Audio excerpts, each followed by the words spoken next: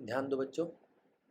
अब देखा होगा आपने इस जो आपका ये आ रहा है सेमेस्टर, इस सेमेस्टर में एमसीक्यूज़ के क्वेश्चन आएंगे।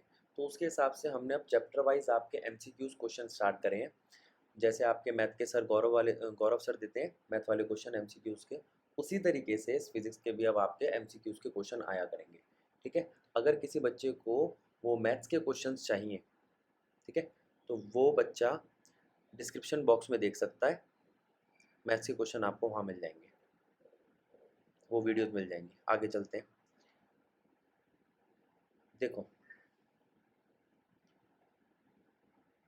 तो बात कर रहे हैं हम क्वेश्चन नंबर 1 की। इस क्वेश्चन में कहता है 20 million electrons reach from point X to point Y.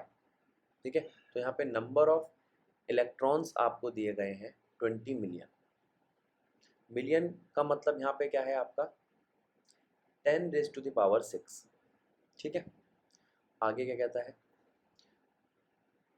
X to Y जा रहे हैं वो इलेक्ट्रॉन 2 माइक्रो सेकेंड में। तो यहाँ पे आपको टाइम दे दिया गया है, टाइम दिया है 2 माइक्रो सेकेंड। अब माइक्रो का मतलब आप समझ लीजिए 10 की पावर -6। ठीक है, तो वैल्यू बन गई 2 इंटू 10 की पावर -6 सेकेंड। अच्छा, अब यहाँ दिखा रखा है आपको इलेक्ट्रॉन की डायरेक्शन। इस क्वेश्चन में डायरेक्शन और मैग्नीट्यूड दोनों मांगे, तो हम एक नोट बना लेते हैं। देखो, हमें डायरेक्शन सीखनी है। ठीक है, direction of current with respect two electron या पॉजिटिव चार्ज पार्टिकल्स वगैरह वगैरह। देखो, तो सबसे पहले आती है इलेक्ट्रॉन की डायरेक्शन, जो कि एक नेगेटिव चार्ज पार्टिकल है। मान लो हमने ये इलेक्ट्रॉन की डायरेक्शन ले ली। ठीक है, फिर आती है प्रोटॉन की डायरेक्शन, जो पॉजिटिव चार्ज पार्टिकल है। यहाँ पे हम ये वाई और एक्स लिख लेते हैं जैसा क्वेश्चन में दे रखा है। प्रोटॉन की बात करते हैं, जो पॉजिटिव चार्ज पार्टिकल है।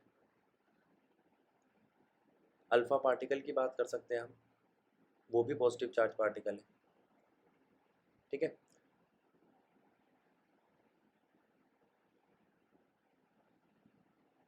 ठीक है, अब देखते हैं हम करंट की डायरेक्शन क्या होगी। करंट की डायरेक्शन प्रोटॉन और अल्फा पार्टिकल में सेम होगी, लेकिन इलेक्ट्रॉन में ऑपोजिट होगी। याद रखो, नेगेटिव चीज से करंट ऑपोजिट चलता है और पॉजिटिव चीज की डायरेक्शन में ही चलता है। ठीक है, तो ये तो आपका डायरेक्शन का नोट हो गया, इसको ध्यान रखना। अब बारी आती है मैग्नीट्यूड की। मैग्नीट्यूड में हम चार्ज को निकालेंगे। चार्ज का फॉर्मूला हम जानते हैं Q इक्वल्स टू एन। ठीक है, और एक और चार्ज का फॉर्मूला जानते हैं करंट का, Q बाई टी। अब देखो, एन हमें दे रखा है 20 मिलियन, और number of electrons, charge of electron मैं जानता हूँ 1.6 इंटू 10⁻19 कूलम। टाइम कितना है 2 माइक्रो सेकेंड। ठीक है, अब यहाँ से हमारे पास इसका मैग्नीट्यूड आ जाएगा। दो ही चीज़ें मांगी थी उसने, डायरेक्शन और मैग्नीट्यूड।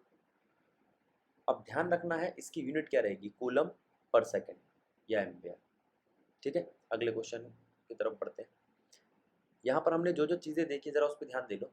इस क्वेश्चन में हमने जो चीज़ें देखी, एक, हमने ध्यान दिया चार्ज के फॉर्मूले पे, Q is equals to N E. दूसरा, हमने ध्यान दिया करंट के फॉर्मूले पे, I is equals to Q by T. तीसरा, हमने ध्यान दिया डायरेक्शन पे, डायरेक्शन ऑफ इलेक्ट्रॉन, वो हमेशा ऑपोजिट होती है करंट की डायरेक्शन से। ठीक है, अगला क्वेश्चन देखते हैं। In which material electric current develop when an electric field is applied. तो यहाँ पे चार चीज़ें दी हैं। कंडक्टर, कंडक्टर में तो होता है, वुडन पीस, नॉन कंडक्टर और इंसुलेटर। एक चीज़ बता दूं मैं आपको, कंडक्टर में तो इलेक्ट्रिक फील्ड डेवलप होती है, लेकिन non conductor, insulator, wooden piece, ये तीनों एक ही चीज़ है। तीनों ही नॉन कंडक्टर है और तीनों में ही करंट फ्लो नहीं करता या चार्ज फ्लो नहीं करता। चार्ज फ्लो करेगा तो करंट कंडक्ट करेगा, यहाँ डिस्प्लेस कर सकता है। ठीक है, तो नॉन कंडक्टर में, इंसुलेटर में, वुडन पीस में करंट डिस्प्लेस कर सकता है, करंट फ्लो नहीं कर सकता। ठीक, तो इसका आंसर होगा कंडक्टर। आगे चलते हैं। अच्छा, एक टेम्परेचर के साथ और रिलेशन देख लो। टेम्परेचर डिक्रीज करने से रेजिस्टेंस डिक्रीज करती है, कंडक्टेंस इंक्रीज करती है। ये कंडक्टिविटी का सिंबल लिख दिया वैसे मैंने, कंडक्टिविटी इंक्रीज करती है। याद रखो, अगर मैं रेजिस्टेंस किसी की जीरो कर दूं तो इसका मतलब वो कंडक्टर आगे जाके सुपर कंडक्टर बन जाएगा। अगर मैं किसी की रेजिस्टेंस जीरो कर दूं तो कंडक्टर आपका सुपर कंडक्टर बन जाएगा। ठीक है, आगे चलते हैं। In which conductor positive and negative charge both can move. Non electrolytic solution, electrolytic solution, non electrolytic solution तो नहीं होगा, इलेक्ट्रोलिटिक सोल्यूशन होगा। बोथ, नीदर, आंसर है बी, इलेक्ट्रोलिटिक सोल्यूशन। चलो अब पहले हम ये पता करते हैं इलेक्ट्रोलिटिक सोल्यूशन हमने कब पढ़ा और कहाँ पढ़ा है। केमिस्ट्री में पढ़ा था हमने, इलेक्ट्रोकेमिस्ट्री में। ठीक है, एक मिनट रुको। तो क्या पढ़ा था हमने केमिस्ट्री में, ज़रा ध्यान देंगे। वहाँ एक मैं कंटेनर बना रहा हूँ, इस कंटेनर के अंदर हम दो रॉड रखेंगे जिन्हें हम इलेक्ट्रोड बोलते हैं। ठीक है, एक पॉजिटिव इलेक्ट्रोड और एक नेगेटिव इलेक्ट्रोड। ठीक है, दोनों के अंदर चार्ज मोबाइल हो या मूव करे उसके लिए हमने इलेक्ट्रोलाइट भरा है। ये डॉटेड फॉर्म में जो दिखा रहा हूँ मैं आपको, ये इलेक्ट्रोलाइट है। ठीक है, अब चार्ज एक कंडक्टर से दूसरे कंडक्टर की तरफ फ्लो करेगा।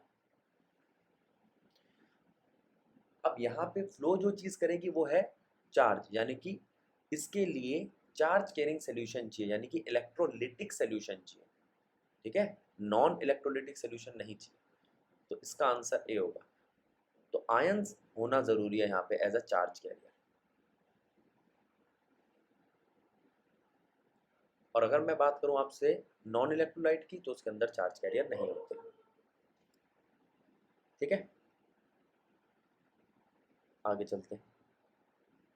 Question number 4, the current in a wire varies with time according to the equation this where I is current.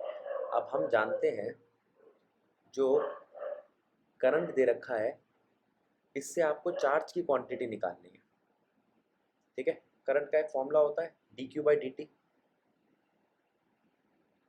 देखो पहले तो हमने आई लिख लिया 4 + 2t, और अब हम जानते हैं चार्ज निकालने के लिए हमारे पास करंट का एक फॉर्मूला है I = dq/dt। ठीक है, तो dq क्या बन गया, I dt।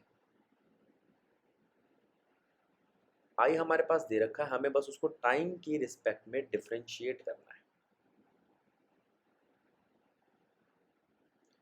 ठीक है, 2 to 6 हमें लिमिट दे रखी है, टाइम ऊपर दे रखा है 2 सेकंड से 6 सेकंड तक। अब I की वैल्यू पुट कर देते हैं 4 + 2t।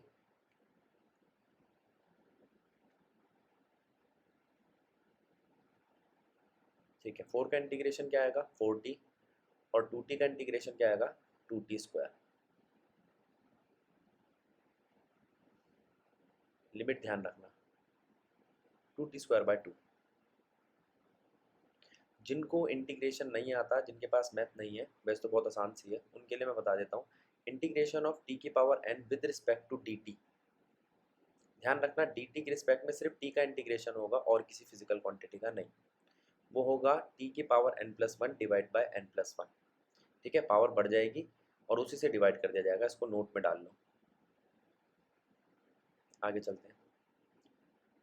अब 4t + 2t²/2 की लिमिट लगा दी हमने 2 to 6 तक। अब t की जगह पर अब एक बार हम 6 वैल्यू रखेंगे और एक बार 2 की जगह पर हम रखेंगे वैल्यू 2।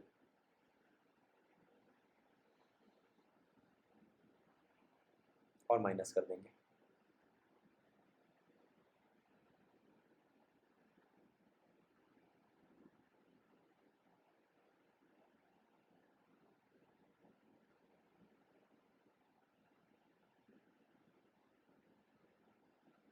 ठीक है, आगे चलते हैं। 2 boys A and B are sitting at 2 points in a field. किसी फील्ड के अंदर दो बच्चे बैठे हुए A पर और B पे। ठीक है, both boys are sitting near assemblage of a charge balls each carry +3e। अच्छा, उनके पास बॉल है बहुत सारी +3e की। ये ध्यान रखना, चार्ज कितना है एक बॉल का +3 ई की वैल्यू हम जानते हैं 1.6 × 10⁻19। ए थ्रो करता है 100 बॉल्स पर सेकंड। ये ध्यान देने वाली बात है, यहाँ पे नंबर दिया है, ठीक है, इसको लिख लो पहले। हमें नंबर ऑफ बॉल्स दिए हैं, पहले हम ए से लेके बी तक की डायरेक्शन बना लेते हैं। 100 बॉल फेंक रहा है वो, और बी से लेकर ए तक 50 बॉल फेंक रहा है।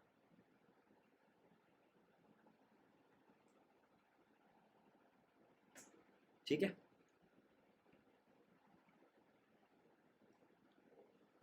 आगे चलते हैं। अब बारी आती है, वो कह रहा है पता करो कितना करंट होगा mid point of A and B में। ठीक है, तो पहले हम पता लगाते हैं यहाँ पर करंट कितना होगा। करंट होता है चार्ज अपॉन में टाइम, और यहाँ पर सेकंड दे रखा है, इसका मतलब ये चार्ज ऑटोमेटिकली पर सेकंड बन जाएगा। तो करंट ए टू बी कितना आएगा, आई ए लिख लेते हैं हम इसको, वो आएगा 100 × 3 ई।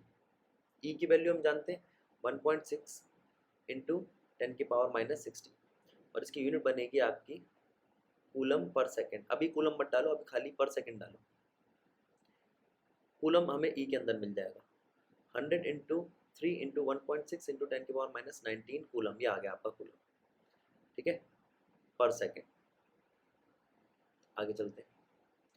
अब करंट तो आ गया हमारे पास ए पर, अब करंट निकालते हैं हम बी टू ए कितना है, वो है 50 × 3,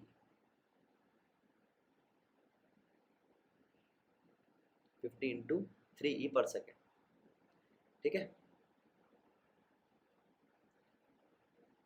चलो, चार्ज की वैल्यू पुट करी,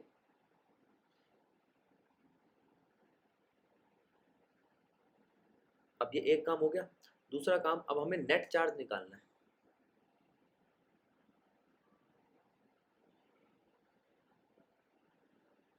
नेट चार्ज या net current, sorry, net current कितना आएगा हमारा 300 ई माइनस 150 ई। 100 बॉलें फेंकी थी, उनका 300 ई, और जो 50 फेंकी थी वो 150, माइनस करने पे आया 150। अब इस 150 ई को आप कैलकुलेट कर लो। पहले डायरेक्शन देख लेते हैं, ए टू बी नेट डायरेक्शन आ रही है, तो टुवर्ड्स बी होना चाहिए आंसर।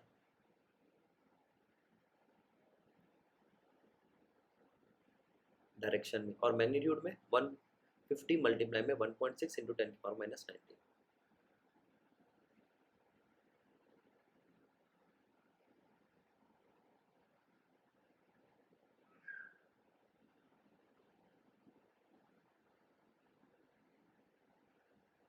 ठीक है,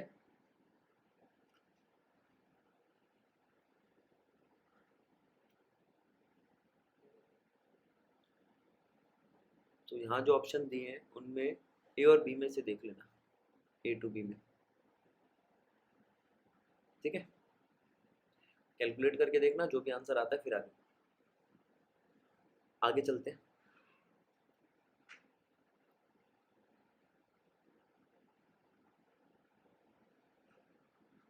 अगला क्वेश्चन क्या कहता है, in a hydrogen atom an electron moves in an orbit of radius 5 × 10⁻11 metre. ठीक है, हमें रेडियस दे रखा है 5 × 10⁻11 मीटर, ठीक है। स्पीड दे रखी है 2.2 × 10⁻6 मीटर पर सेकेंड, ठीक है। इक्विवेलेंट करंट कितना होगा, करंट मांग रहा है, ठीक है। तो क्या फॉर्मूला लगाएंगे हम यहाँ पर। अब देखो, इलेक्ट्रॉन मूव करता है एक सर्कुलर ऑर्बिट में। सबसे पहले तो ये पता होना चाहिए आपको, जो हाइड्रोजन का इलेक्ट्रॉन है वो मूव करता है एक सर्कुलर ऑर्बिट में, और अगर सर्कुलर ऑर्बिट में मूव कर रहा है तो यहाँ पर डिस्प्लेसमेंट 2πr आएगा, ठीक है। अब हमें टाइम निकालना है। टाइम के लिए हमारे पास फॉर्मूला है velocity equals to displacement upon में टाइम, ठीक है। अगर पूरे चक्कर के लिए डिस्प्लेसमेंट 2πr हो तो टाइम पूरा टाइम पीरियड बन जाएगा।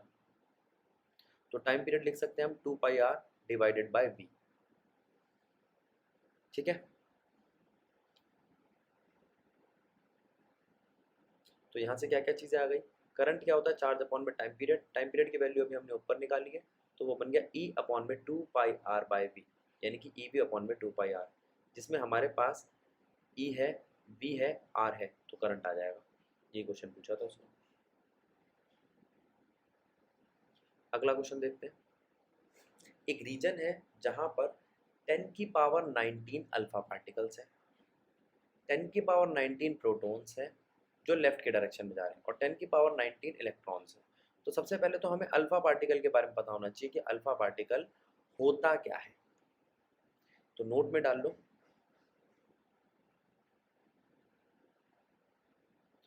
Alpha particle positively charge helium particle है, मतलब उसने अपने दोनों इलेक्ट्रॉन छोड़ दिए हैं। तो आप इसको न्यूक्लियस ऑफ हीलियम भी कह सकते हो, न्यूक्लियस ऑफ हीलियम। ठीक है, इसके पास मास होता है 4 times of mass of proton, जिसमें 2 प्रोटॉन और 2 न्यूट्रॉन है। ठीक है, और चार्ज होता है twice of charge of proton.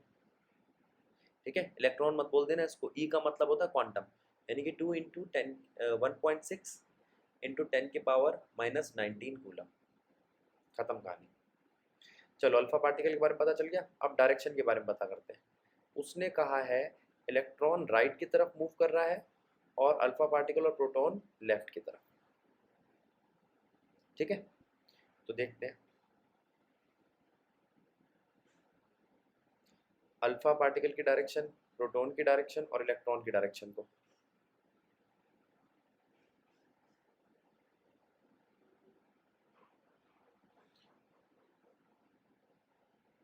Alpha particle और प्रोटॉन कहाँ मूव कर रहे हैं, लेफ्ट की तरफ, और इलेक्ट्रॉन कहाँ मूव कर रहा है, राइट की तरफ। ठीक है, अच्छा, अब करंट की डायरेक्शन पॉजिटिव चार्ज पार्टिकल की डायरेक्शन में ही होती है, यानी कि अल्फा पार्टिकल और प्रोटॉन की डायरेक्शन में ही होगी, टुवर्ड्स लेफ्ट। और इलेक्ट्रॉन के लिए भी वो टुवर्ड्स लेफ्ट ही होगी। क्यों भाई, क्योंकि जिस डायरेक्शन में इलेक्ट्रॉन मूव करता है अल्फा पार्टिकल उससे उल्टा मूव करते हैं। तो जो आंसर में टुवर्ड्स राइट लिखे हैं वो तो गलत है, टुवर्ड्स लेफ्ट में से कोई एक होगा। अब मुझे मैग्नीट्यूड निकालना है। मैग्नीट्यूड कितना है भाई, डायरेक्शन तो पता चल गई हमें, टुवर्ड्स लेफ्ट।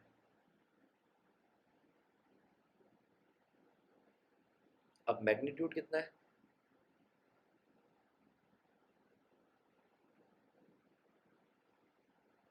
मैग्नीट्यूड निकालने के लिए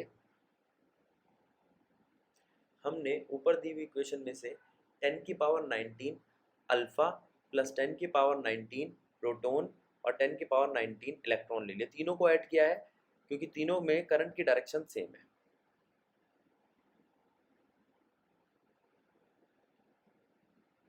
टेन की पावर 19 इलेक्ट्रॉन, 19 लिखना भूल गया। देखो,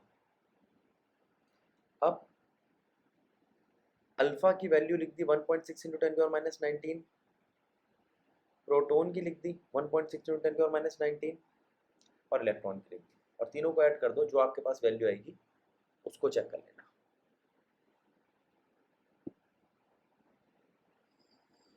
ठीक है, यहाँ पे 10 की पावर 19 तो कट ही रही है, तो ट्वाइस ऑफ 1.6 3.2 हो जाता है, वहाँ पे 1.2 3.2 6.4 के आसपास आंसर आना चाहिए। चेक कर लेते हैं आंसर में दिया कि नहीं दिया कोई ऑप्शन। डायरेक्शन के हिसाब से तो 1 और सी थे, हाँ तो सी आंसर होना चाहिए इसका, 6.4A।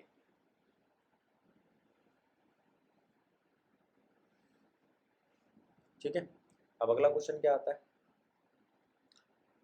The electron of hydrogen atom is considered to be revolving around a proton. ठीक है, in a circular orbit of radius h hash square by me square. ठीक है, और पहले तो ये लिख लेते हैं हम, रेडियस है h square by me square. ठीक है, यहाँ पे h की वैल्यू दे रखी है h/2π। यहाँ पर h है प्लैंक्स कांस्टेंट 6.626 10⁻⁻34 जूल पर सेकेंड, जूल सेकेंड। ठीक है, अब वो कहता है दूसरी चीज क्या दे रखी है आपको, वेलोसिटी दे रखी है e²/h।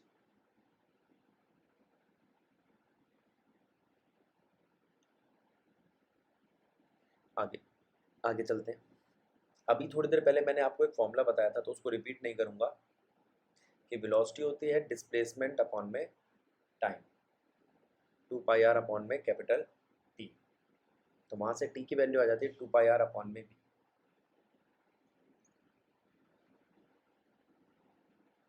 ठीक है, और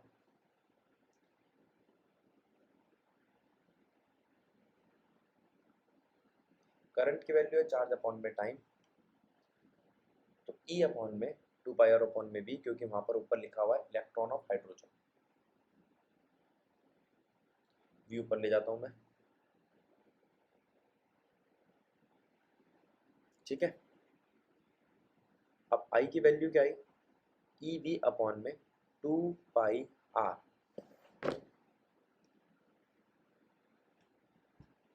तो I की वैल्यू क्या बनेगी, E V की वैल्यू रखी है पहले मैंने e² अपॉन में h डैश की वैल्यू रख देता हूँ यहाँ पे e² अपॉन में h अपॉन में 2π। तो ये बनेगा 2π e² अपॉन में h। ठीक है,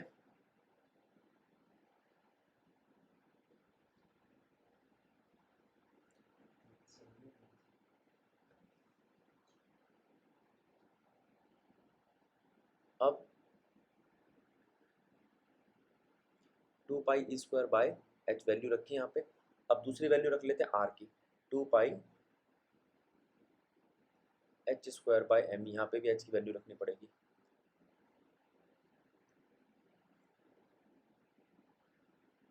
जगह बनाते हैं थोड़ी सी, इससे पावर नहीं हटेगी। चलो ध्यान दो, यहाँ पर h की वैल्यू रख लेते हैं हम h अपॉन में 2π का होल स्क्वायर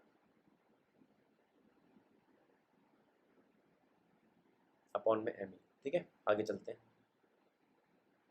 इस वैल्यू को पुट कर देते हैं हम यहाँ पे, और करंट की वैल्यू आ जाएगी, और कुछ नहीं करना हमें।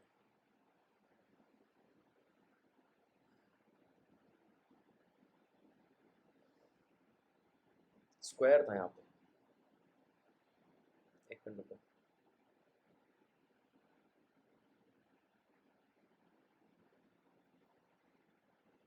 इस वैल्यू को स्क्वायर कर लो h अपॉन में 2π को।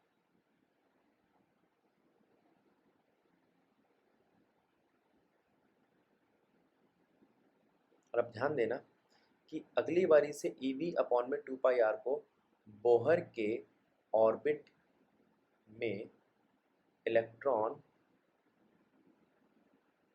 का करंट ये मान के चलेंगे हम। ठीक है,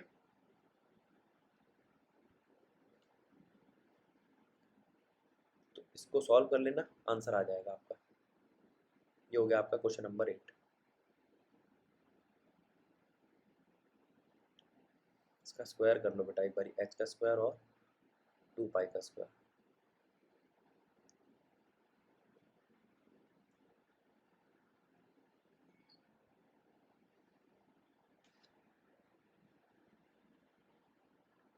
चलो नेक्स्ट क्वेश्चन पे चलते हैं।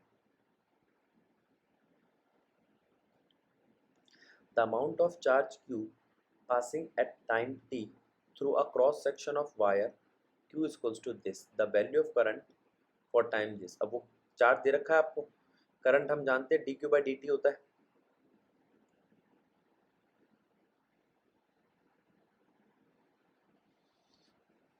करंट हम जानते हैं dq/dt होता है, q की वैल्यू पुट करो और उसे डिफरेंशिएट कर दो विद रिस्पेक्ट टू टाइम।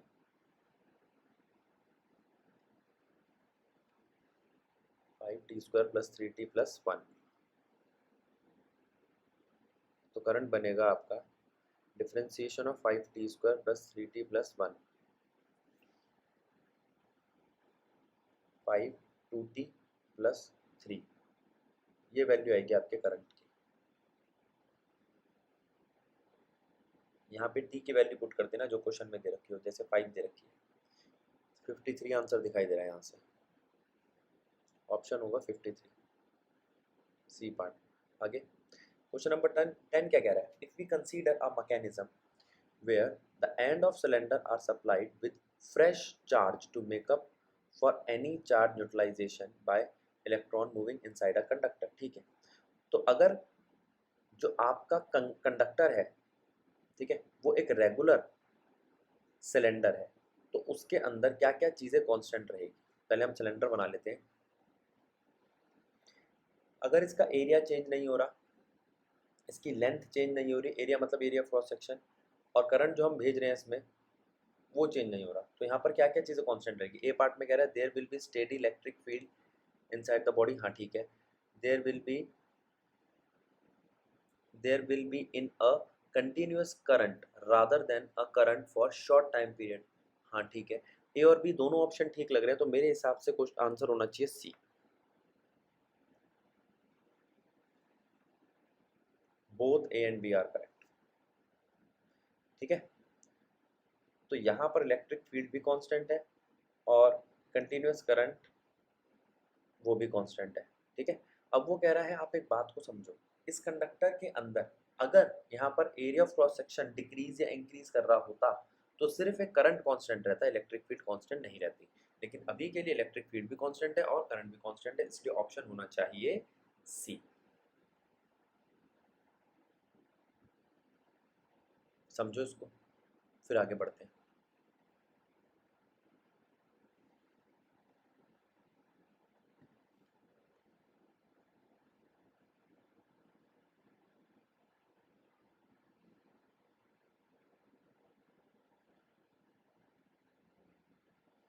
चले आगे।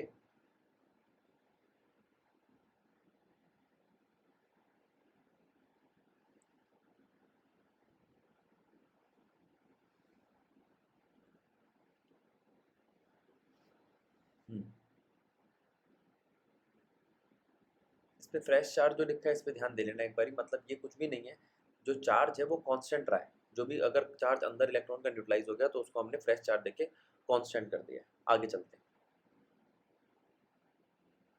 क्वेश्चन नंबर 11 क्या कह रहा है, if V is equals to I rho L by A, ठीक है, तो I बाई ए क्या होगा। पहले मैं आपको कुछ चीज़ें बता दूं, ये I बाई ए होता क्या है। यहाँ तो आंसर बी है दिखाई दे रहा है साफ क्वेश्चन का, लेकिन हम कुछ चीज़ें पता कर लेते हैं पहले।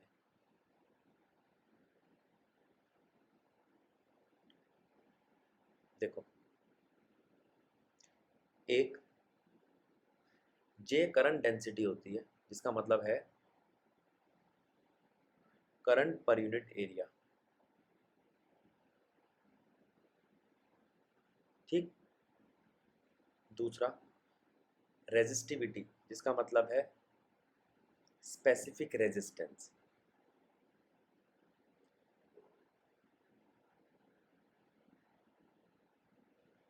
इसको स्पेसिफिक रेजिस्टेंस इसलिए कहते हैं क्योंकि एक फॉर्मूला होता है R equals to rho L by A, और ये उसमें लेंथ 1 मीटर और एरिया 1 मीटर स्क्वायर के लिए रेजिस्टेंस है। मैं फॉर्मूला लिखता हूँ, देखो R equals to rho L by A, अगर मैं लेंथ की जगह पे 1 मीटर और एरिया की जगह पे 1 मीटर स्क्वायर लूँ तो रेजिस्टेंस ही रेजिस्टिविटी के इक्वल हो जाएगी। तो रेजिस्टिविटी एक ऐसी वायर की रेजिस्टेंस है जिसका वॉल्यूम 1 क्यूबिक मीटर हो और लेंथ 1 मीटर। ठीक है, अब बात करते हैं कंडक्टिविटी की, वो होता है 1 अपॉन रेजिस्टिविटी। और हमारे पास एक रिलेशन है बेटा,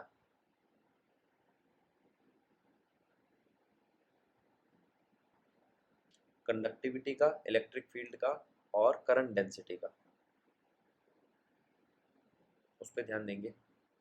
current density is equals to conductivity multiply में इलेक्ट्रिक फील्ड। ठीक है, अब देखो इस क्वेश्चन में क्या पूछा है, कुछ खास नहीं पूछा है, हम जानते हैं V equals to I R होता है। आर की वैल्यू मैंने अभी आपको बताई है रो एल बाई ए, उसको पुट कर दिया तो I rho L by A value बन गई। यहाँ पर I बाय A क्या है? करंट डेंसिटी और कुछ नहीं, तो उसका ऑप्शन बी होगा आंसर।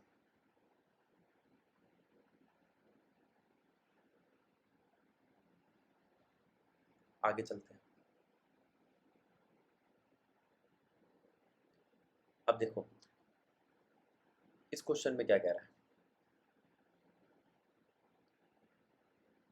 इन कॉस्मिक रेज 0.15 प्रोटॉन पर सेंटीमीटर स्क्वायर पर second are entering the earth atmosphere. जरा ध्यान दो, 0.15 प्रोटॉन, प्रोटॉन की वैल्यू लिख रहा हूँ मैं 1.6 × 10⁻⁹ कूलम, सेंटीमीटर स्क्वायर पहले कूलम लिख लो, पर सेंटीमीटर स्क्वायर पर सेकेंड। पर सेंटीमीटर स्क्वायर का मतलब वो एरिया है, इसका सेंटी खोल दो। सेंटी की वैल्यू कितनी होती है? 10⁻²। इसका मैं स्क्वायर भी करूंगा क्योंकि वहां पर सेंटीमीटर का स्क्वायर था, जिसमें सेंटी का भी स्क्वायर और मीटर का भी, ध्यान रखना इस बात को, ठीक है। अब ये तो बन गया 10⁻⁴, और हमारे पास जो यूनिट आई है जरा उस पर ध्यान दो, कूलम पर सेकेंड, जो कि करंट होता है, अपॉन में मीटर स्क्वायर, ये करंट डेंसिटी है। ये जो पूरी की पूरी फिजिकल क्वांटिटी है आपकी, ये करंट डेंसिटी है जे। तो जे की वैल्यू आपको दे रखी है, रेडियस आपको दे रखा है 64 किलोमीटर, 6400 किलोमीटर अर्थ का रेडियस, और मांग रहा है कितना करंट कॉस्मिक रेज अर्थ पर बनाती है, ठीक है। तो हम जानते हैं एरिया है 4πr², याद रखना ये एक स्फेयर है, अर्थ स्फेयर होती है, सर्कल नहीं है, तो 4πr² आएगा।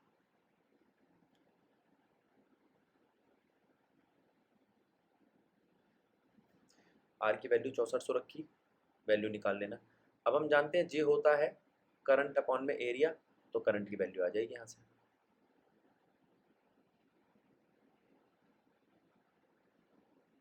करंट इज इक्वल्स टू, ठीक है।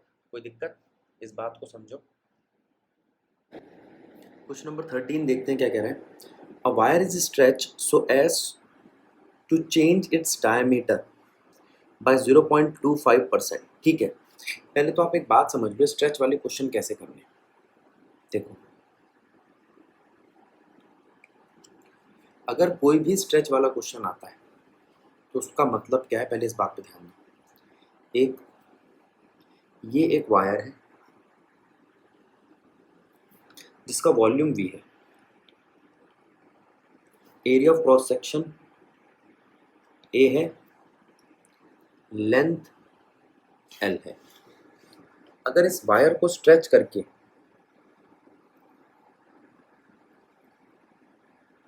आप एरिया हाफ कर देते हो, एरिया हाफ कर देते हो, तो लेंथ डबल हो जाती है। पहले इसकी रेजिस्टेंस थी रो L/A, और अब हो जाएगी rho twice of L by half of A, मतलब 4 टाइम्स ऑफ रो L/A। तो आप कह सकते हो जो भी चेंज आया उसका स्क्वायर हो गया। मैंने तो एरिया हाफ किया था, तो उसके हिसाब से हाफ होना चाहिए था और डबल होना चाहिए था, लेकिन उसका स्क्वायर हुआ है। एक तो जो भी आप चेंज लाते हो, चेंज अगर n है तो उसका इफेक्ट पड़ता है n²। अब देखो कैसे। और एक चीज ध्यान रखनी है, लेंथ में चेंज डायरेक्टली देखा जाएगा, एरिया में चेंज इनवर्सली देखा जाएगा। खत्म बात। फिर बारी आती है रेडियस और डायमीटर की। रेडियस और डायमीटर, इस पे ध्यान दो। आप जानते हो जो एरिया होता है उसी के अंदर रेडियस होता है πr²। अगर मैं रेडियस चेंज करूंगा, रेडियस हाफ करूंगा, तो वो 1/4 हो जाएगी, वो एरिया का स्क्वायर कर देगा। तो नया एरिया जो आएगा वो 1/4 आएगा। रेडियस हाफ करने पर एरिया 1/4 आएगा, और एरिया 1/4 करने पर रेजिस्टेंस 1/16 टाइम हो जाएगी, स्क्वायर का भी स्क्वायर हो जाएगा, ठीक है। अब जरा इस बात पे ध्यान दो।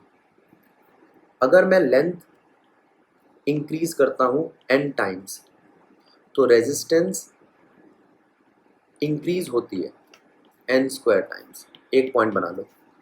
दूसरा, अगर मैं एरिया इंक्रीज करता हूँ n टाइम्स तो रेजिस्टेंस डिक्रीज होती है, या यूँ कहो उसका इन्वर्स इंक्रीज होता है n स्क्वायर टाइम। तीसरा, अगर मैं रेडियस इंक्रीज करता हूँ n टाइम्स तो उससे एरिया इंक्रीज करता है n स्क्वायर टाइम्स, और अगर एरिया इंक्रीज करता है n स्क्वायर टाइम तो रेजिस्टेंस डिक्रीज करती है n स्क्वायर का स्क्वायर टाइम। ठीक है, तो यहाँ पर स्क्वायर का स्क्वायर हो जाता है अगर हम डायमीटर और रेडियस की बात करते हैं। चलो अब देखते हैं क्वेश्चन नंबर 13 क्या रहा है। क्वेश्चन नंबर 13 कह रहा है एक वायर है जिसे स्ट्रेच किया गया, so as to change its diameter by 0.25। ठीक है, ठीक है, अब ज़रा ध्यान देते हैं। अच्छा, हम जानते हैं कि वॉल्यूम होता है एरिया इंटू लेंथ। एरिया मतलब area of cross section, length मतलब उसकी जो लेंथ है। ठीक है, तो यहाँ से लेंथ क्या आ जाएगी, वॉल्यूम पर यूनिट एरिया। ठीक है, अब हमारे पास एक फॉर्मूला है R is equals to rho L by A का। इसमें जो लेंथ है वो है वॉल्यूम पर यूनिट एरिया, तो ये बन गया rho V by A square. बात को समझो, ये है आपका resistance rho V by A square. अब ए की वैल्यू क्या होगी डायमीटर की फॉर्म में, rho V by pi D by 2 का होल स्क्वायर। समझे? अच्छा, तो रेजिस्टेंस हो गया rho V pi D square by 4 का होल का स्क्वायर, तो 16 तो दिखने लग गया। रो वी पाई डी की पावर 4। ठीक, तो अब अगर मैं यहाँ पर डिफ्रेंशिएट कर दूँ, लॉग लेके डिफ्रेंशिएट कर दूँ तो मुझे एरर की फॉर्म मिल जाएगी। याद करो 11th क्लास में सेकेंड चैप्टर में यूनिट एंड डायमेंशन के लिए हम ये करते थे, taking log and differentiate both side. ठीक है, तो यहाँ वैल्यू जो आएगी आपकी वो आएगी R delta R by R is equals to -4 delta D by D. अब मेरी बात सुनना, 16 रेजिस्टिविटी और वॉल्यूम सब कांस्टेंट है, पाई भी कांस्टेंट है। जो चीज़ें कांस्टेंट होती है उनमें एरर नहीं आता। तो यहाँ सीधी सीधी रेशो आ गई हमारी रेजिस्टेंस की डाया के साथ। ठीक है, तो यहाँ पर अगर मैं वो वैल्यू रखूँ जो मुझे क्वेश्चन ने दे रखी है तो वो क्या बैठती है, -4 delta D by D question ने दिया है 0.25%। देख लेता हूँ मैं ऊपर, a wire is stretched so as to change its diameter by 0.25%। ठीक है, तो कितना चेंज आएगा रेजिस्टेंस में, तो यहाँ से हमें साफ साफ दिखाई दे रहा है कि रेजिस्टेंस में 1% का चेंज आएगा। ठीक है,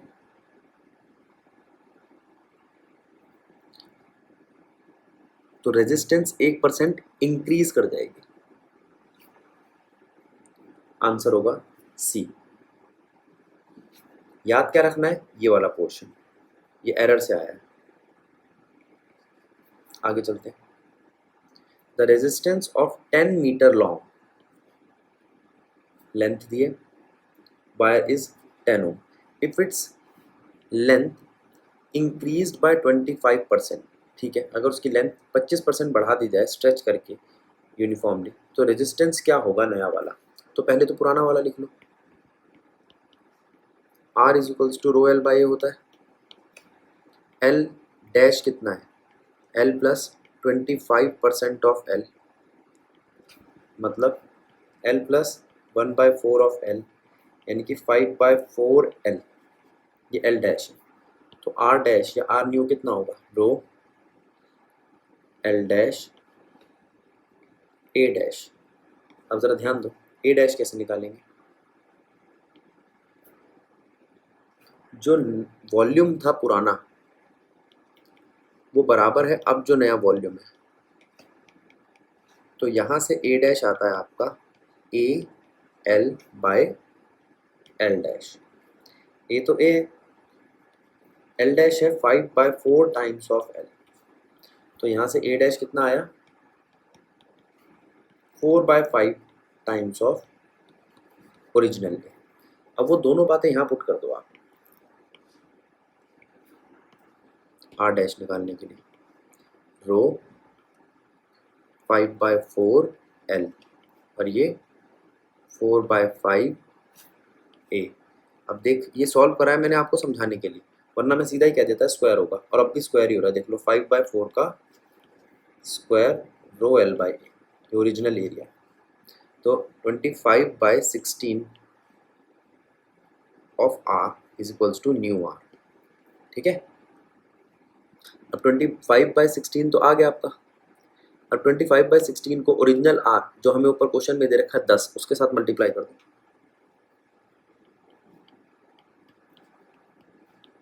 और सॉल्व कर लो। ठीक है, नया आर आ जाएगा।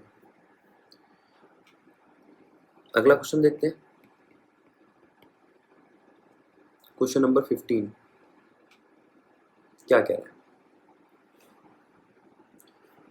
To plates R and S are in the form of square, ठीक है, ऑफ सेम थिकनेस, थिकनेस जिनकी सेम है, ठीक है। A side of S is twice the side of R, जो साइड है एस की वो दुगनी है आर के कंपैरिजन में, ठीक है। कंपेयर देयर रेजिस्टेंस, ठीक है, the direction of current is shown in below, ठीक है, उनकी रेजिस्टेंस कंपेयर करो। अब जरा ध्यान दो, वो कहता है यहाँ पर स्टार्टिंग में वो कहता है दो प्लेट है आर और एस स्क्वायर की फॉर्म में, ठीक है, उनकी थिकनेस। और यहाँ पर वो कहता है उनकी एक साइड जो है वो एक की एल है, थिकनेस तो स्क्वायर है, थिकनेस में कोई दिक्कत नहीं है, थिकनेस तो उनका सेम है। मान लो थिकनेस उसका एरिया ए है, तो उसको तो ए मान के छोड़ दो। फर्क किस पे पड़ रहा है, लेंथ पे। फर्क किस पे पड़ रहा है, जो उसकी दूसरी चीज है लेंथ पे, उसको देखेंगे हम। आ जाओ, एक ले रहे हैं हम एरिया ऑफ क्रॉस सेक्शन,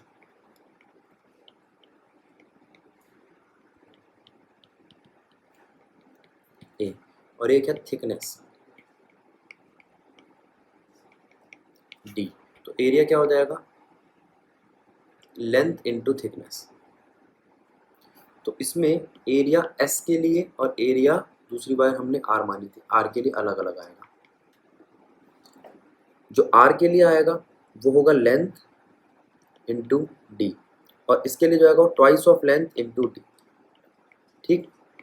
अब जरा फॉर्मूला देखो, आर, आर का कितना है, रो एल बाय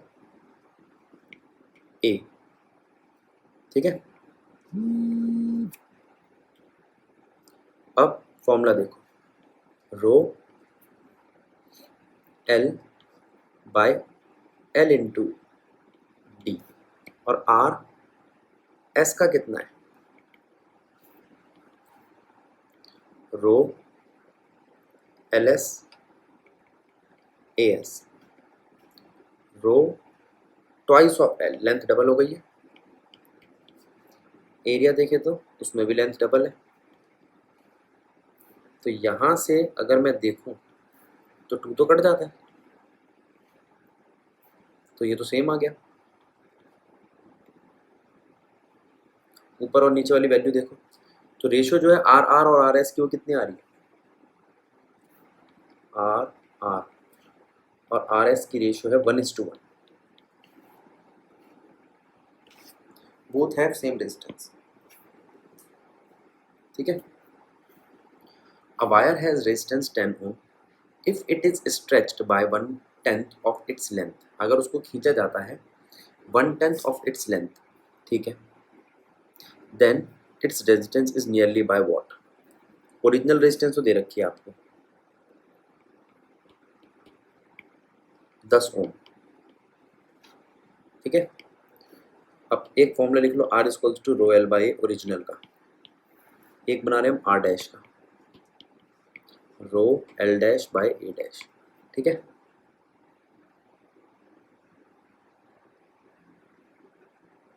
देखो नई लेंथ जो है वो कितनी है L प्लस L/10 यानी कि 11/10। एरिया कितना होगा 10/11। ठीक है, तो स्क्वायर कर दो 11/10 का स्क्वायर, वही बताया था ना अभी थोड़ी देर पहले, रो L/A। ये आ गया आपका R डैश। सॉल्व कर लेना इसको। ये था क्वेश्चन नंबर 16।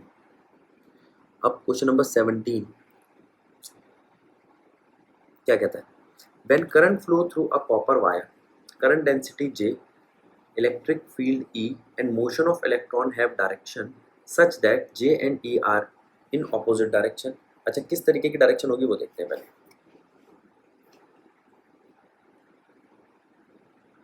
देखो, ये मान लो आपकी कॉपर वायर है, ठीक, इसके अंदर करंट की डेंसिटी,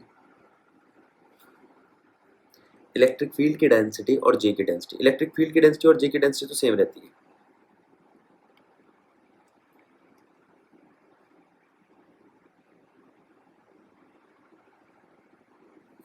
इलेक्ट्रॉन की डेंसिटी करंट की डेंसिटी से उल्टी होगी। ठीक है, अब देखते हैं ऑप्शन क्या है। J and E are in opposite direction, ये तो गलत है। Motion of electron and electric field in opposite direction, ये बात ठीक लग रही है।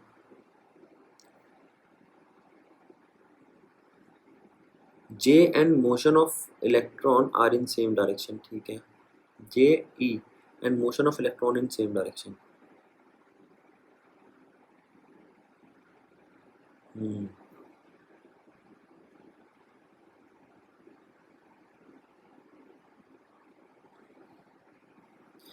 ये वाला ऑप्शन देखो, J and E are in opposite direction to electron, ये होना चाहिए इसका पूरा, तब ये आंसर ठीक बैठेगा। बाकी सारे ऑप्शन गलत है। ये बिल्कुल गलत है, जे ई और motion of electron same direction में है। जे और motion of electron same direction में, ये गलत है। Motion of electron and electric field opposite direction में, ये बात भी ठीक है, लेकिन उसके बाद जे की बात नहीं करी। ऊपर वाले में कहा है जे और ई ऑपोजिट, अच्छा ऊपर लिखा हुआ है, यहाँ से उठाया है इसमें, देखो motion of electron have direction such that J and E in opposite direction. हाँ ठीक है, वो 2E लिखने की जरूरत नहीं है। वो क्वेश्चन के अंदर ऊपर लिखा हुआ है motion of electron have direction such that J and E in opposite direction. तो इलेक्ट्रॉन की डायरेक्शन जिस डायरेक्शन में है, जे और ई की डायरेक्शन उससे ऑपोजिट है, ये पढ़ना पड़ेगा इसको आपको। आगे चलते हैं। अगला क्वेश्चन क्या कह रहा है, potential difference V is applied to a copper wire of length L, ठीक है, diameter D, ठीक है। if V is double then drift velocity पे क्या फर्क पड़ेगा, चलो देखते हैं। एक काम करते हैं, सीधा फॉर्मूला लेते हैं हम ड्रिफ्ट वेलोसिटी का। ड्रिफ्ट वेलोसिटी का ये फॉर्मूला है ई by mass of electron tau. Tau relaxation time में इलेक्ट्रिक फील्ड हमें पोटेंशियल दे सकती है, पोटेंशियल पर यूनिट लेंथ, ठीक है। तो वो कहता है अगर पोटेंशियल V है, L और D ये है, क्या होगा अगर हम पोटेंशियल डबल करें ड्रिफ्ट वेलोसिटी का, तो ड्रिफ्ट वेलोसिटी भी डबल हो जानी चाहिए। तो आप ये कह सकते हो VD is directly proportional to, तो आंसर होना चाहिए डबल। चेक कर लेना इसको, आगे चलते हैं। क्वेश्चन नंबर 19 देखते हैं क्या कह रहा है। A potential difference of 100 volt is applied to the end of copper wire of 1 meter length. What is average drift velocity? ठीक है, हो जाएगा। अभी ड्रिफ्ट वेलोसिटी का फॉर्मूला बताया था आपको मैंने, E by m टाउ, ठीक है। अब E को खोल दो V by L में, L 1 मीटर दिया है और V 100, ठीक है, और कुछ दिया है एक तो इसने दिया मुझे ये कंडक्टिविटी, एक नंबर डेंसिटी भी दिया, नंबर ऑफ कॉपर, ठीक है, टाउ नहीं दिया इसने, तो ये फॉर्मूला लगाना मुश्किल है। तो करंट का एक और फॉर्मूला है हमारे पास इसका ड्रिफ्ट वेलोसिटी का करंट के साथ, वो देखते हैं। यहाँ से इसे इलेक्ट्रिक फील्ड लेके चलते हैं V/L और रोक लेते हैं। और एक फॉर्मूला है हमारे पास ड्रिफ्ट वेलोसिटी का करंट के साथ, I = NEAVD। वहाँ से ड्रिफ्ट वेलोसिटी निकल कर आती है I/NEA, ठीक है। n हमारे को दे रखा है क्वेश्चन में, n कितना गिवन है 8.5 10⁻28 पर क्यूबिक मीटर, ठीक है। करंट डेंसिटी का एक फॉर्मूला है conductivity into electric field. Electric field दे दी, कंडक्टिविटी ऊपर दे रखी है क्वेश्चन में, देखो कंडक्टिविटी दे रखी है आपको 5.81 10⁻7 ओम पर ओम। इलेक्ट्रिक फील्ड है, कंडक्टिविटी है, करंट को मैं लिख सकता हूँ, करंट डेंसिटी को करंट पर यूनिट एरिया। देखो अब करंट की वैल्यू ड्रिफ्ट वेलोसिटी की फॉर्म में दे रखी है, ड्रिफ्ट वेलोसिटी हमें नहीं दी, एवरेज ड्रिफ्ट वेलोसिटी मांग रहा है। यहाँ से करंट की वैल्यू रखो NEAVD,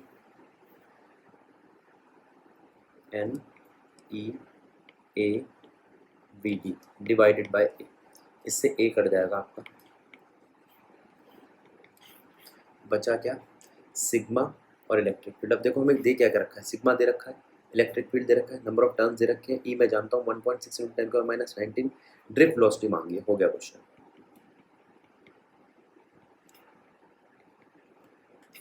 ठीक है। आगे चलते हैं। A steady current flow in a metallic conductor of non uniform area of cross section. अब आ गया वो क्वेश्चन जिसके बारे में मैं आपसे पीछे बात कर रहा था, non area of cross section non uniform है, तो क्वांटिटीज और क्वांटिटी और क्वांटिटीज जो कांस्टेंट रहेगी उस वायर में वो कौन है। क्या करंट कांस्टेंट रहेगा? जी रहेगा। इलेक्ट्रिक फील्ड अब नहीं रहेगी, पीछे थी ना कांस्टेंट, ड्रिफ्ट स्पीड नहीं रहेगी क्योंकि एरिया सेम नहीं है, तो आंसर होना चाहिए ओनली करंट, सिर्फ करंट है जो कांस्टेंट रहेगा क्योंकि स्टेडी करंट फ्लो कर रहा है। A steady current flow in a metallic conductor of non uniform area of cross section. Non uniform area of cross section की वजह से इलेक्ट्रिक फील्ड खराब हो जाएगी इसकी, ठीक है, इलेक्ट्रिक फील्ड यूनिफॉर्म नहीं रहेगी। क्यों? आओ देखते हैं। सबसे पहले आपको पता होना चाहिए कि इलेक्ट्रिक फील्ड का रिलेशन किसके साथ है, करंट डेंसिटी के साथ, J = सिग्मा E। करंट मैंने आपको बता दिया, ऊपर उसने बोला भी स्टेडी करंट, इसलिए करंट कांस्टेंट है, करंट अपॉन में area = sigma E। Sigma constant है, करंट कांस्टेंट है, तो इलेक्ट्रिक फील्ड का रिलेशन सीधा सीधा एरिया के साथ इन्वर्स आ जाता है। अगर एरिया कम करोगे तो इलेक्ट्रिक फील्ड भी कम हो जाएगी, तो इलेक्ट्रिक फील्ड बढ़ जाएगी, इन्वर्स रिलेशन आ रहा है। अब वो कहता है ड्रिफ्ट वेलोसिटी पे क्या फर्क पड़ेगा, एक और क्वांटिटी यहाँ इसने दे रखी है, ये देखो ये, तो आप ड्रिफ्ट वेलोसिटी का फॉर्मूला खोलो और उस पर ध्यान दो। ड्रिफ्ट वेलोसिटी का रिलेशन करंट के साथ है, NEAVD, तो यहाँ से ड्रिफ्ट वेलोसिटी का रिलेशन आ जाता है I/NEA। अब देखो I कांस्टेंट है, बताया मैंने आपको, N और E कांस्टेंट है, तो ड्रिफ्ट वेलोसिटी का रिलेशन मुझे यहाँ से दिखाई देता है इनवर्स। तो ये भी डिपेंड करता है और ये भी डिपेंड करता है, इलेक्ट्रिक फील्ड भी एरिया पे डिपेंड करता है, ड्रिफ्ट वेलोसिटी भी एरिया पे डिपेंड करता है, करंट एरिया पे डिपेंड नहीं करता। खत्म कहानी। अगला क्वेश्चन देखते हैं। When a current I flow through a wire the drift velocity of electron is v, ठीक है। When current 2I flow through the wire another wire of the same material having the double length double area of cross section, ठीक है, तो क्या फर्क पड़ेगा, drift velocity पे। तो फॉर्मूला लगाओ। ड्रिफ्ट वेलोसिटी का फॉर्मूला क्या है? आई अपॉन में N E A. Change in जो अब आई है वो कितनी है? हमने क्या क्या बदला है? करंट 2I कर दिया।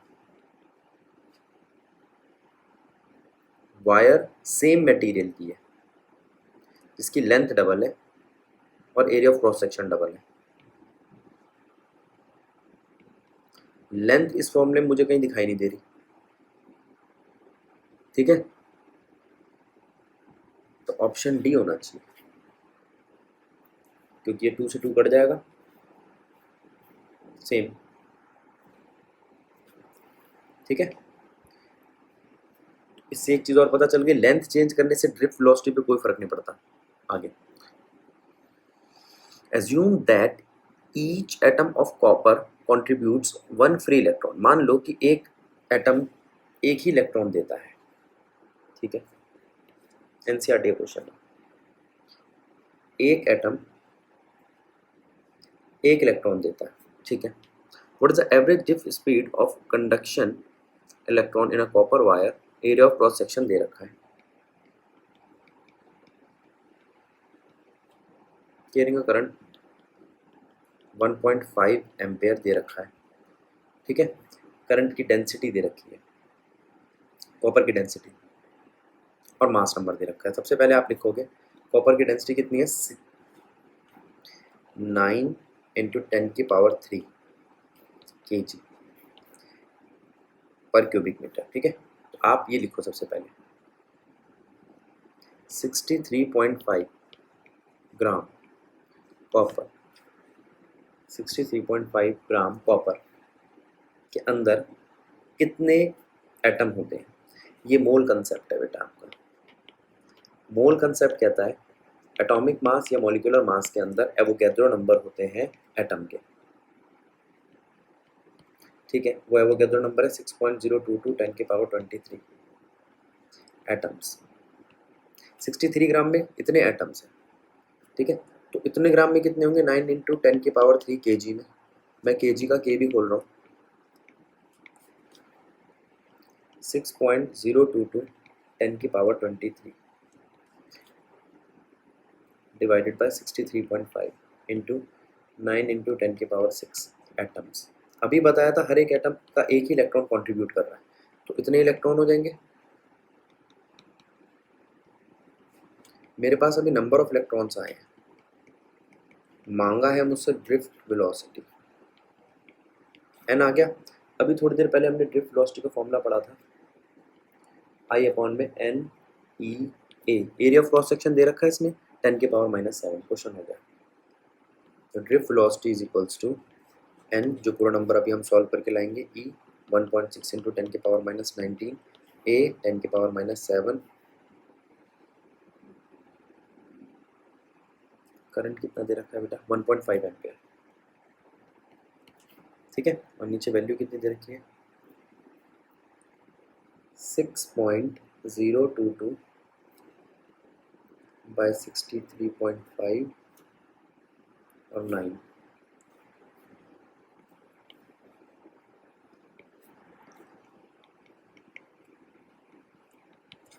9 इंटू 10⁻6। अच्छा, ज़रा एक बार इसको सॉल्व भी कर लेते हैं। देखो क्या क्या चीज़ें।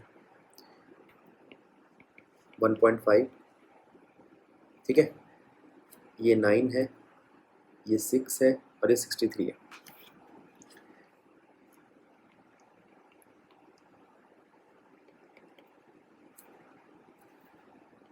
देखना 6.35 कर रहा हूँ मैं 63.5 को।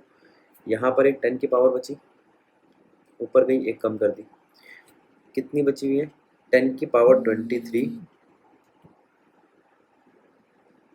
10⁻6, 10⁻1, 10⁻⁻19, 10⁻⁻7, बस। तो 23 और 9 कितना होता है? 29। 29 में से 19 गए 10, 10 में से गए 7 3, और नीचे एक और पड़ा है 2। 10⁻2 यहाँ से दिख रही है मुझे निकलती है, ठीक है, वो ऊपर जाके 10⁻² हो जाएगी। और इसको कैलकुलेट कैसे करें, देखो मैं जानता हूँ 6 नीम तो नहीं बैठता कुछ भी, 6 को इससे काट दो, 15 को इससे काट दो, ये लो बचा क्या 1/9,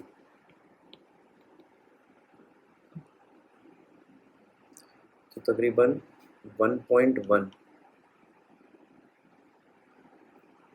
और अपने साथ 10⁻⁻1 और लेकर आएगा ये। देखो क्या करा हमने, जो जो आसानी से कट रहे थे उनको काट दिया, 1.5 को 1.6 से काट दिया, 1/9 के आसपास बचा। 1/9 का मतलब होता है 0.11, 0.11 का मतलब 1.1 10⁻⁻1। ठीक है, तो इस तरीके से सॉल्व करने से बी ऑप्शन लग रहा है, इसको चेक कर लेना। तो बेटा कैलकुलेशन देख लो कैसे करनी है, पहले सारी पावर एक तरफ ले जाया करो, उसके बाद जितना हो सके राउंड ऑफ करके काट पीट के जो बचे अप्रॉक्स ले लिया करो। पूरा सॉल्व करोगे बहुत टाइम लगेगा। ठीक है, अगला क्वेश्चन। इस क्वेश्चन में कह रहा है a ring is made up of a wire having resistance R0 12 volt. ठीक है, पूरी की जो पूरी रिंग है उसका R0 12 volt. Find the points A and B as shown in figure, ठीक है, at which current carrying conductor should be connected, ठीक है, so that the resistance R of the sub circuit between these points is equals to 8/3 ohm। अच्छा, अब वो कहता है एक बात सुनो, अगर मैं पूरी वायर लेता हूँ ये, तो इसका आता है टोटल 12 ओम। अब टोटल का मतलब होता है ये दोनों की दोनों सीरीज में। आंसर देखो, आपके पास जो R1 और R2 है, R1 आप इसको कह लो, R2 आप इस लेंथ L2 वाले को कह लो। R1 और R2 है वो तो पूरा 12 ओम है, लेकिन जब मैं इसको कनेक्ट करता हूँ A और B पॉइंट पे, यानी कि पैरेलल का केस बना देता हूँ। अब ये हिस्सा ऊपर वाला नीचे वाले के साथ पैरेलल है, तो उसको हम कहेंगे 1/R1 + 1/R2। और वो कितना है, वो है 8/3 ओम। इसको सॉल्व करें तो क्या आएगा, 8/3 नहीं, 1/8/3। इसको सॉल्व करें तो आएगा R1 + R2, R1 R2, ये R पैरेलल जो सॉल्व करके आया है, तो 8/3 आ जाएगा आपका R1 dot R2, R1 + R2। अब ज़रा ध्यान देना, R1 + R2 की वैल्यू तो 12 है, तो हमें मिल गई R1 डॉट R2 की वैल्यू 8/3 मल्टीप्लाई में 12। ये जवाब आया हमारा। ठीक है, अब ये कट जाएगा 4 पे, फिर 32 आ जाएगा। R1 डॉट R2 = 32 ओम। अब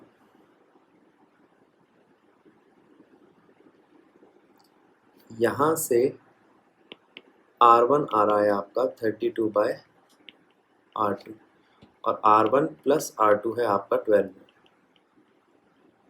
ठीक है,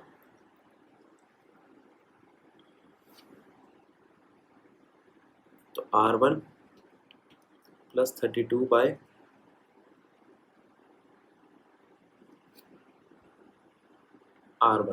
= 12 ओम। ठीक है, इसको सॉल्व करेंगे तो क्वाड्रेटिक बनेगी, R1 आ जाएगा आपका 8 ओम और R2 आ जाएगा 4 ओम। चेक कर लो, दोनों को जोड़ने पर भी यही आ रहा है। हाँ ठीक है, अब R1 और R2 तो तुम्हारा ये आ गया।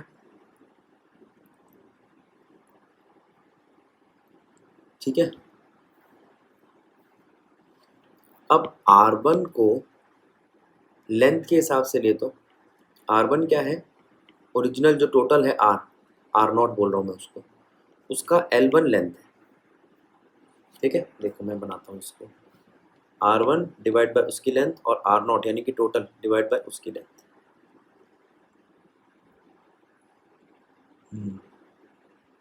यहाँ से दिखाई देता है R1 is equals to R0 जो कि 12 है, L1 को उठा के मैं उधर ले गया, L1 प्लस L2। इसी तरीके से R2 क्या दिखाई देता है, 12 L0 अपॉन में L1 प्लस L2। ठीक है, अब इन दोनों फॉर्मूलाज को देखो,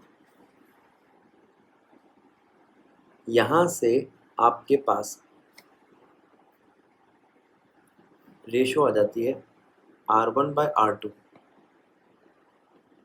is equals to L1 by L2। L1 by L2 is equals to R1 यानी कि 8 डिवाइड बाय R2 यानी कि 4। ठीक है, R1 छोटी वाली लेंथ ही है तो उसको उल्टा कर लो, 4 और ये हाफ आंसर होना चाहिए इसका, हाफ दिया है कहीं क्वेश्चन में ये। ठीक है, यहाँ बीच में मैंने L1 और L2 की वैल्यू उल्टी ले ली, उसको ठीक कर लेना। ठीक है, 8/4 है, ठीक है। हाँ चलो, अब यहाँ पर हमें ध्यान क्या रखना है, पहला इस सर्किट के अंदर टोटल रिंग का जो आपको रेजिस्टेंस दिया था वो सीरीज था ये। दूसरा, इस सर्किट के अंदर जो आपको कनेक्ट करने के बाद दिया वैल्यू वो पैरेलल था। इसने मुझे R1 और R2 की वैल्यू निकालने में मदद करी, फिर वो मैंने R1 और R2 की वैल्यू निकाली। तीसरा, ये क्या है, मैं आपको कई बार बता चुका हूँ, फ्रैक्शन R1 अपॉन में उसकी लेंथ और R0 अपॉन में उसकी लेंथ। इससे मुझे R1 की लेंथ के साथ R2 का लेंथ के साथ रिलेशन मिल गया। R1 बाय R2 क्या आ गया, L1 बाय L2। ठीक है, R1 कितना था, R2 कितना था, वो वैल्यू रखी और हमारा जवाब आ गया। ठीक है, आगे चलते हैं। Large current in solid conductor can be obtain because of what. जो लार्ज करंट होता है किसी सॉलिड कंडक्टर में, वो किसकी वजह से, क्या ड्रिफ्ट स्पीड बहुत ज़्यादा होती है, नहीं। चार्ज ऑन इलेक्ट्रॉन बहुत ज़्यादा होता है, नहीं। नंबर ऑफ इलेक्ट्रॉन डेंसिटी बहुत ज़्यादा होती है, हाँ। None of this, C answer है इसका। जो ज़्यादा करंट आपको मिलता है किसी सॉलिड कंडक्टर में, वो उसकी नंबर डेंसिटी की वजह से मिलता है। If resistivity of copper conductor is 1.7 into 10 की पावर, ये रेजिस्टिविटी दे रखी है, ठीक है, और इलेक्ट्रिक फील्ड इतनी दे रखी है, ठीक है। तो करंट डेंसिटी क्या होगी, पहले करंट डेंसिटी का भी जो थोड़ी देर पहले आपको फॉर्मूला बताया था वो निकालो। Current density J is equals to sigma into, sigma होता है 1 अपॉन रेजिस्टिविटी, ये भी बता चुका हूँ मैं आपको। तो करंट डेंसिटी आ जाएगा J is equals to, electric field दे रखी है, रेजिस्टिविटी दे रखी है, क्वेश्चन हो गया। आगे बढ़ो। अ कंडक्टर वायर हैविंग 10 की पावर 29 फ्री इलेक्ट्रॉन्स पर cubic metre carries a current 20 ampere. ठीक है, नंबर दे रखा है, करंट दे रखा है, एरिया ऑफ क्रॉस सेक्शन दे रखा है। तो ड्रिफ्ट वेलोसिटी क्या होगी, I इक्वल्स टू NEAVD एक फॉर्मूला है। यहाँ से जो ड्रिफ्ट वेलोसिटी आएगी वो आएगी I अपॉन में NEA, सब कुछ है, क्वेश्चन खत्म हो जाएगा। आगे चलते हैं।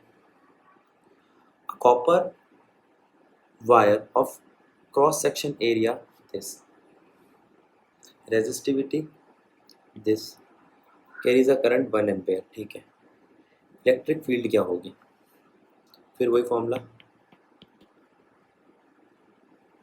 अभी बताया था आपको। करंट डेंसिटी होता है कंडक्टिविटी मल्टीप्लाई में इलेक्ट्रिक फील्ड। ठीक है, वो मांग रहा है इलेक्ट्रिक फील्ड, तो इलेक्ट्रिक फील्ड हो जाएगा करंट डेंसिटी अपॉन में कंडक्टिविटी। अब जरा ध्यान देना, करंट डेंसिटी होता है current per unit area, current question में दिया, एरिया क्वेश्चन में दिया, और रेजिस्टिविटी होता है 1/ρ, ये भी है, तो इलेक्ट्रिक फील्ड आ जाएगी। ठीक है, which of the following circuit is correct. अच्छा, जो ओम्स लॉ को वेरीफाई करता हूँ, तो देखते हैं क्या है। यहाँ पर कई सारे सर्किट दे रखे हैं आपको। पहले सर्किट में एमीटर लगा हुआ है सीरीज में, वोल्ट मीटर पैरेलल में इसके साथ। अच्छा नहीं, यहाँ पर ये ठीक है, एक तो इसको बैटरी होना चाहिए, पता नहीं कैपेसिटर बनाया है। ये भी ठीक है। यहाँ देखो ये किस रजिस्टर की वोल्टेज मेजर कर रहा है, ये गलत है। यहाँ पर वोल्ट मीटर जो है पैरेलल लगा होना चाहिए किसी स्पेसिफिक रेजिस्टर के साथ, ठीक है। ये वेरिएबल रजिस्टर है, ये बैटरी है, ये एमीटर है जो पूरे सर्किट के साथ लगा हुआ है। दूसरे वाले में ये दिक्कत है कि तीनों में से किसके साथ वोल्ट मीटर लगा है ये पता नहीं चल रहा। बाकी दूसरा वाला भी ठीक है, पहला वाला गलत है। एमीटर बिल्कुल बाहर स्टार्टिंग में लगा होना चाहिए, बीच में नहीं लगा होना चाहिए किसी एक रजिस्टर के साथ, ठीक है। तो इसमें ऑप्शन बी करेक्ट लग रहा है, चेक कर लेना इसको, ठीक है। तो यहाँ पर आपके जितने क्वेश्चन हो गए इसको यहाँ रोक रहा हूँ मैं इस वीडियो को, इसके